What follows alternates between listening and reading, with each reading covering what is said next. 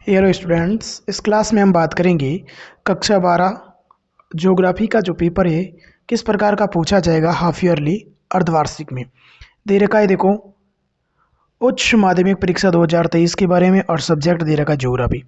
परीक्षार्थियों के लिए सामान्य निर्देश है, नामांकन अनिवार्य लिखे, सभी प्रश्न करना अनिवार्य है। प्रत्येक प्रश्न का उत्तर दी गई उत्तर पुस्तिका में ही लिखे।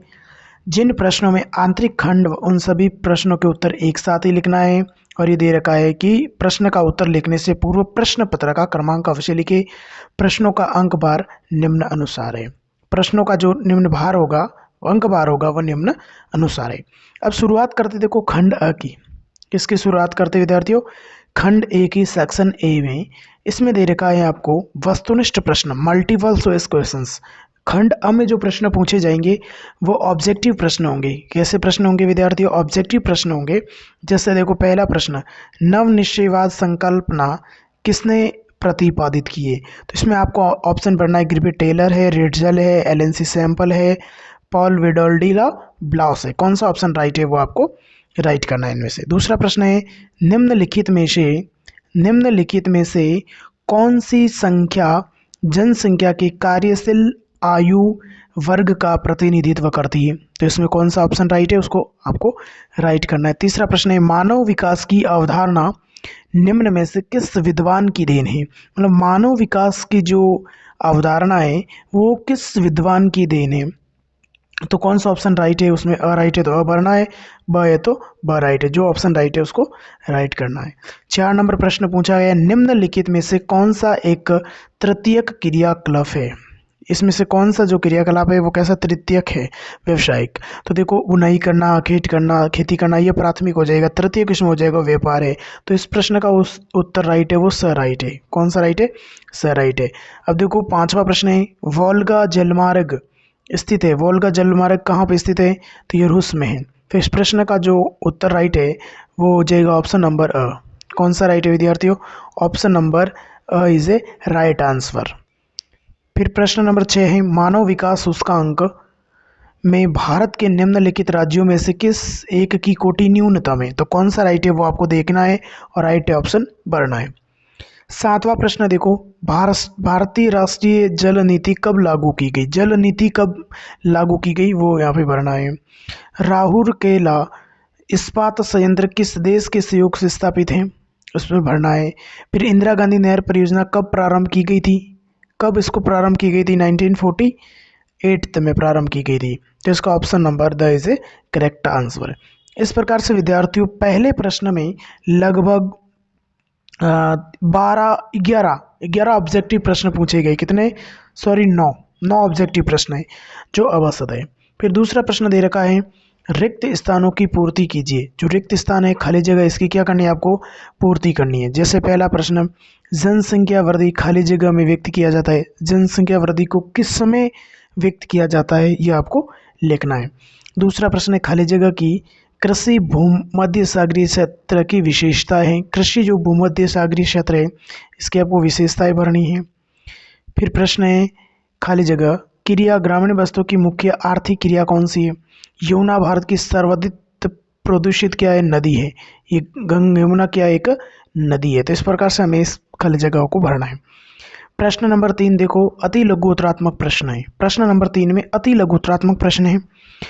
Very short answer type questions. पहला प्रश्न, किन्हीं दो बहुउद्देशीय नदी घाटी परियोजनाओं के नाम लिखना है। जैसे भाखड़ा नांगल बांध परियोजना है, नर्मदा बांध परियोजना है। तो पहले प्रश्न का आंसर हो जाएगा। दूसरा प्रश्न है, वायु प्रदूषण के दो मुख्य कारण कौन से? वायु प्रदूषण के दो कारण लिखना है आपको। तीसरा प्रश्न है, मानव का प्राकृतिकरण क्या है? मानव का प्राकृतिकरण क्या है? ये प्रश्न है, इसका आंसर लिखना है आपको। फिर कोल खोज क्या है? जो चौथा प्रश्न पूछा जाएगा वह हो जाएगा कोल खोज क्या है, इसके बारे में आपको जानकारी देनी है। अब आगे हैं खंड ब। इससे पहले हमने कंप्लीट किया है खंड अ में किस प्रकार के और किस टाइप के प्रश्न पूछे जाएंगे। अब चल रहा है, शुरू कर रहे हैं खंड ब, सेक्शन बी।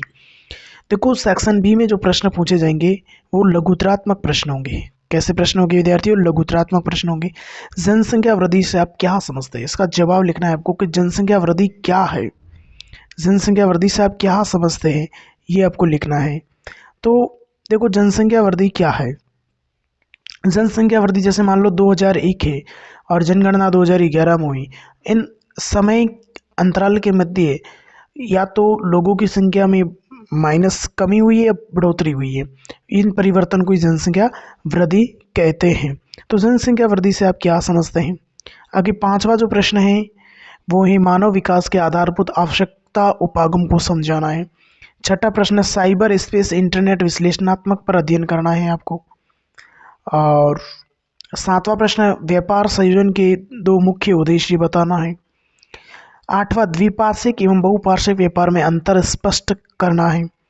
नौवां प्रश्न ग्रामीण अधिवास के तारा और दोहरा प्रतिरूपों का चित्र बनाइए। 10वां प्रश्न भाषाई संगठन की टिप्पणी लिखिए। और 11वां प्रश्न प्रवास के पर्यावरणीय परिणाम बताइए। 12वां प्रश्न देखो पूछा जाएगा आधुनिक शहर और विकास के बीच संबंध स्थापित कीजिए। प्रश्न नंबर 13 उत्तरी पूर्वी पठारी प्रदेश पर टिप्पणी लिखनी है। क्या करनी है आपको? टिप्पणी लिखनी है। 14 प्रश्न पतनों के पृष्ठ प्रदेशों को स्पष्ट कीजिए। क्या करना है? पतनों के पृष्ठ प्रदेशों को स्पष्ट करना है। भारत में उपग्रह संचार प्रणाली का विश्लेषणात्मक अध्ययन करना है। भारत में उपग्रह संचार प्रणाली का विश्लेषणात्मक अध्ययन कीजिए। ये जो प्रश्न है वो खंड ब और सेक्शन बी में पूछा जाएंगे। अब हम शुरुआत करेंगे विद्यार्थियों खंड सी सेक्शन सी खंड स में किस प्रकार के प्रश्न हैं। पहला प्रश्न देखो भारत में समुद्र पार रोगियों के लिए स्वास्थ्य सेवाओं की विवेचना कीजिए। 17वां प्रश्न मुंबई पुणे औद्योगिक प्रदेश की मुख्य क्रियाकलापों उपलब्धियों को संक्षिप्त रूप में लिखिए। निम्नलिखित जनसंचार तंत्रों पर टिप्पणी कीजिए। रेडियो और टेलीविज़न इन दोनों पर क्या करनी है आपको? टिप्पणी करनी है। क्या करनी है विद्यार्थियों? टिप्पणी करनी है इस पर। फिर प्रश्न है सेक्शन डी पे निबंधात्मक प्रश्न ऐसे टाइप क्वेश्चंस हैं। विश्व में लौह इस्पात उद्योग की अवस्थिति और वितरण को समझाना है। किस प्रकार से लौह इस्पात उद्योग की अवस्थिति है उसको समझाना है। अधिकतर देशों में उच्च प्रौद्योगिकी उद्योग प्रमुख महानगरों की परिधीय क्षेत्रों को ही क्यों विकसित हो। 20वां जो प्रश्न है भारत में भू संसाधनों की विभिन्न प्रकार की पर्यावरणीय समस्याएं कौन सी है, उनका विकास किस प्रकार है ये समझाना है। और भारत में प्रमुख खाद्यान्न फसलों पर क्या लिखना है आपको? लेख लिखना है। फिर आगे और खंड ई दे रखा है सेक्शन इसमें ये डी के प्रश्न थे और अब है यह ई के प्रश्न है। इसमें मानचित्र में आपको भरना है। पहला मानचित्र दिए गए विश्व के मानचित्र में निम्नांकित सघन जनसंख्या वाले देशों को दर्शाना है। जैसे पाकिस्तान है, श्रीलंका है, बांग्लादेश है, इंडोनेशिया। ये जो 4 देश है इन 4 देशों को विश्व के मानचित्र में दर्शाना है। किस मानचित्र में दर्शाना है? विश्व के मानचित्र में दर्शाना है। पहला जो देश दर्शाना है वो है आपका पाकिस्तान। कौन सा देश है? पाकिस्तान को दर्शाना है। दूसरा है वो है आपके श्रीलंका। कौन सा देश है? श्रीलंका। तीसरा जो देश है इसमें जो तीसरा देश दर्शाना है वो आपके बांग्लादेश। कौन सा देश है? बांग्लादेश। और आगे जो देश है लास्ट वो है इंडोनेशिया। तो इन 4 देशों को विश्व के मानचित्र में आपको दर्शाना है जो सघन जनसंख्या वाले देश है। फिर प्रश्न नंबर 22 देखो दिए गए भारत के रेखा चित्र में निम्न सूती वस्त्र उद्योग को दर्शाना है। ये भारत के मानचित्र में ग्वालियर है, कानपुर है, मैसूर है, सूरत है। ये भारत के मानचित्र में आपको क्या करना है? दर्शाना है। तो इस प्रकार से विद्यार्थियों में इस क्लास में ज्योग्राफी का पेपर देखा है, किस प्रकार से भूगोल का जो पेपर है 12वीं कक्षा में पूछा जाएगा।